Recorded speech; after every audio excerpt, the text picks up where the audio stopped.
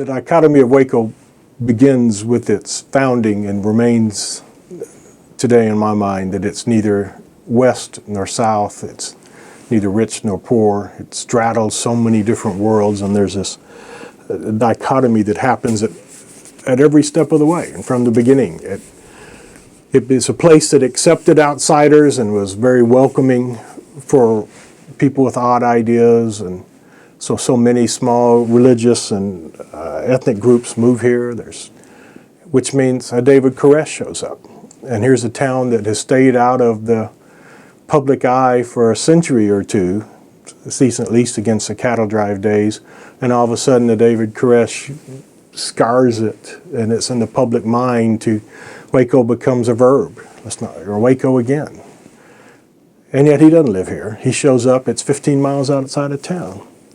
And somewhere after that, somewhere down the road, a fixer-upper comes along and people show that there's all these glorious turn-of-the-century homes that are available for next to nothing. And this whole zeitgeist that goes on up and down I-35 where the millennials who don't want to commute anymore, who want to live in a loft, or want to live in a nice home before they go on to whatever they want to do, or stay in a place that's a good place to raise kids. And property values shoot up, the cachet of Waco, restaurants open and fill downtown, there's street life again, there's food trucks. Things that were unimaginable to me 10 years ago.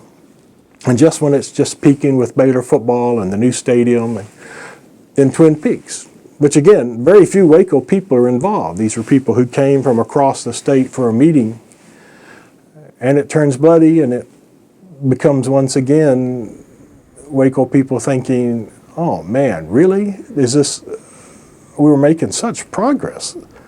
I guess perception's everything. Rather, the reality of Waco was one thing or another. The reality of Waco being like it was in the 1850s six-shooter junction, where people were gunned down in the streets like they were in many Texas towns, but somehow it gets immortalized here, and we get past it, and then something else. For every fixer-upper, there's something else. The town and the gown get together for a while and split up for a while, and it's just this non-cycle.